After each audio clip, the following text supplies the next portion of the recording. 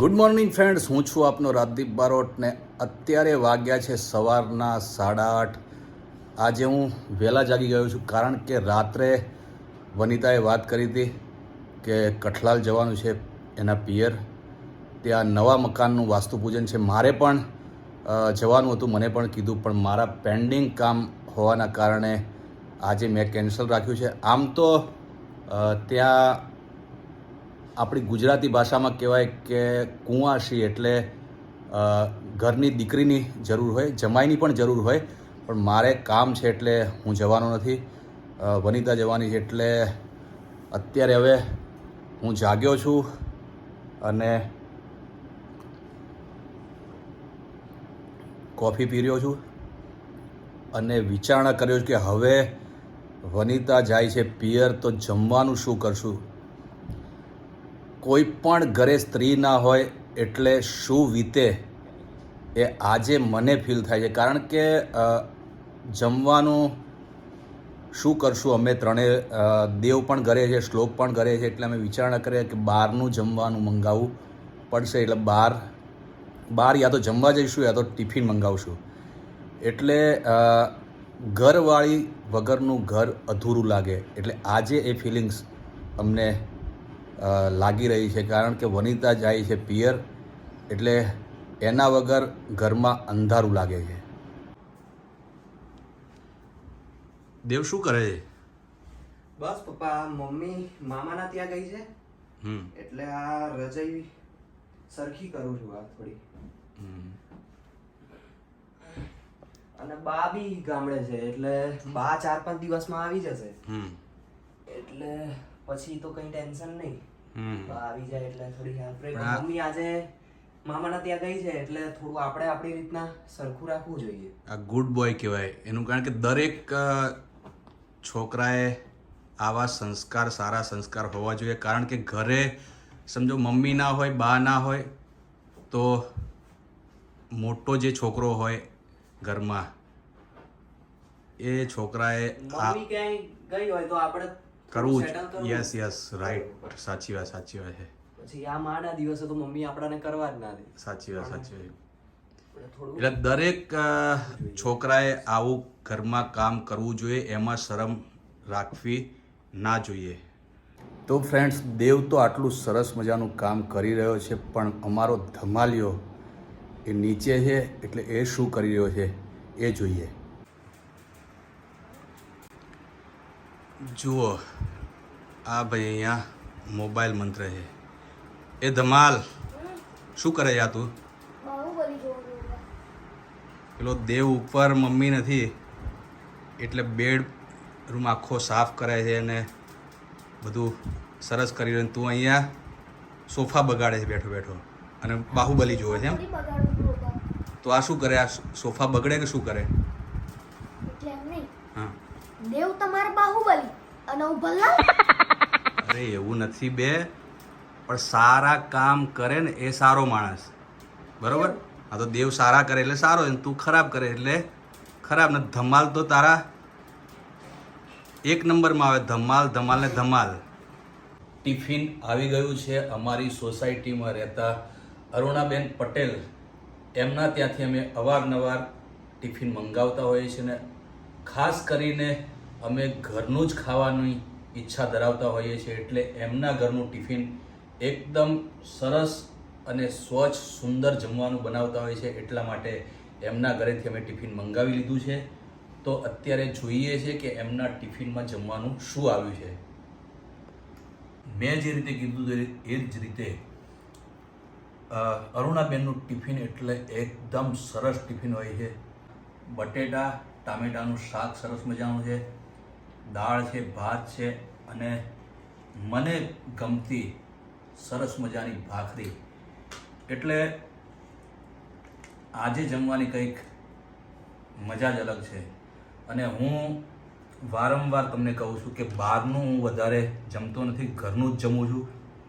એટલે જ્યારે કોઈ પણ તકલીફ હોય ત્યારે હું અમારી સોસાયટીમાં રહેતા અરુણાબેન પટેલનું ટિફિન મંગાવું છું અને આ જ રીતે નીચે બેસીને જમું છું. કારણ કે આપણે હોટલમાં જમવા જઈએ ત્યારે તો ડાઇનિંગ ટેબલ હોય જ છે, એટલે બહાર બી ડાઇનિંગ ટેબલ અને ઘરે પણ ડાઇનિંગ ટેબલ, એટલે કોઈ તફાવત જોવા ના મળે એટલા માટે હું ઘરે નીચે બેસીને જમું છું.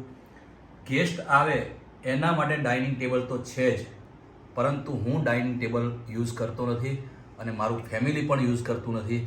અમે ગમે ત્યારે જમીએ ત્યારે આ જ રીતે નીચે બેસીને જમીએ છીએ.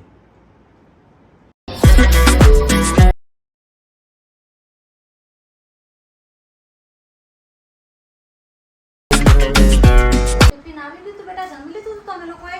હા જમ્યા મમ્મી, પણ ઘર જેવો ટેસ્ટ નતો મમ્મી. ના બેટા, ટિફિન તો સારું હશે. તો ઘર જેવું તો ના જ હોય ને બેટા. ઘર જો તું જે બનાવે છે ને, રોટલી શાક ખીચડી, આ બધું જે ટેસ્ટ તારો બનાવવાની જે રીત છે એના ટેસ્ટ તારા જેવો તો નતો. એ તો થોડું બેટા 19-20 હોય.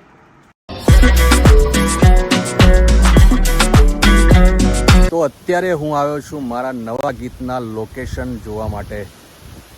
તો મિત્રો, હું તમને જે જગ્યાએ શૂટ કરવાનો છું નવું સોંગ, એનું લોકેશન જોવા આવ્યો છું. એ લોકેશન તમને પણ બતાવું.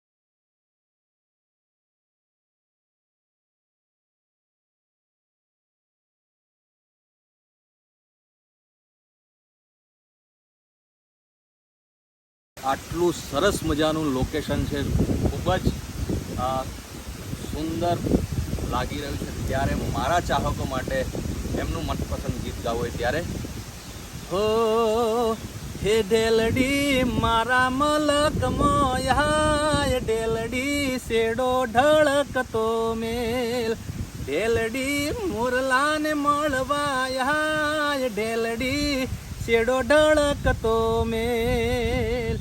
તો આ ગીત મારા ચાહકોને ખૂબ ગમતું હતું અને એની ફરમાઈશ હતી, એટલા માટે આ ગીત મેં અત્યારે સરસ નજારો હતો, સરસ લોકેશન હતું, એટલા માટે આ ગીત તમને સંભળાવ્યું. તમારા માટે યાર હું આટલું કરતો હોય અને તમારા માટે જ આ મનોરંજન મેં શરૂ કરી છે વ્લોગ ચેનલ, તો યાર એક સબસ્ક્રાઈબ તો કરવું જોઈએ ને. લાઈક કરો, શેર કરો, કોમેન્ટ કરો અને તમારે કેવા કેવા ગીતો સાંભળવા છે એ પણ કોમેન્ટમાં જણાવો. અને જેણે સબસ્ક્રાઈબ નથી કરીને પહેલો બ્લોગ જોયો છે એ ચેનલને સબસ્ક્રાઈબ કરવાનું ભૂલશો નહીં.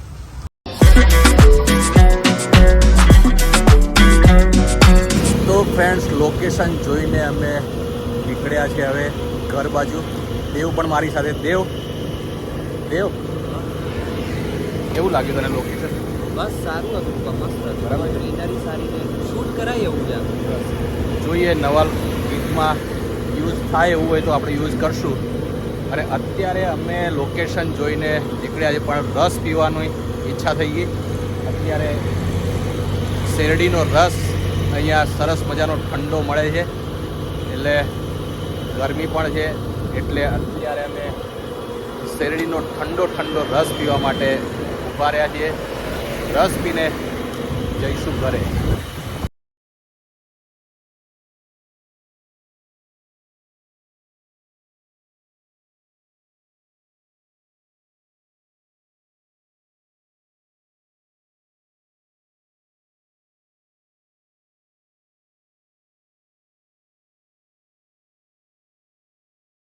ઠંડો રસ, અને જોઈએ પીધા પછી ખબર પડશે કેવો છે. બહુ સરસ છે. લીંબુ વીંબુ નાખીને બનાવ્યો છે, આદું નાખ્યું છે, તો બહુ સરસ લાગે છે. તમારે બી ફ્રેન્ડ્સ પીવો હોય તો આવી જાઓ. એકચ્યુઅલી આમ તો જોવા જઈએ ને, એટલે શેરડીનો રસ એટલે ધરતીનું અમૃત છે આ, એટલે શેરડીનો રસ અવશ્ય પીવો જોઈએ. તો આજના બ્લોગને એન્ડ કરતા પહેલા સંભળાવી દઈએ તમારું મનગમતું ગીત. જોડે રેજો મારા રાજ, હે જોડે રેજો મારા રાજ, જન્મો રે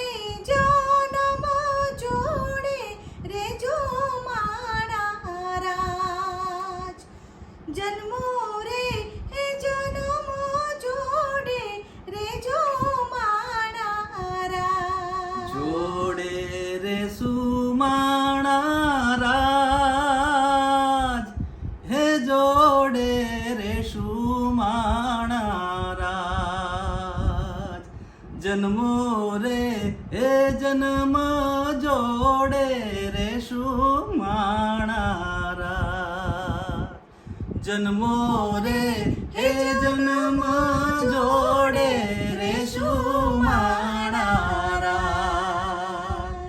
તો મારા તમામ ચાહકોને નમ્ર વિનંતી કે આજનો વ્લોગ તમને કેવો લાગ્યો એ કોમેન્ટ કરી જરૂર જણાવજો અને શેર કરજો, લાઈક કરજો અને હા, ચેનલને સબસ્ક્રાઈબ કરવાનું ભૂલશો નહીં. Thank you so much.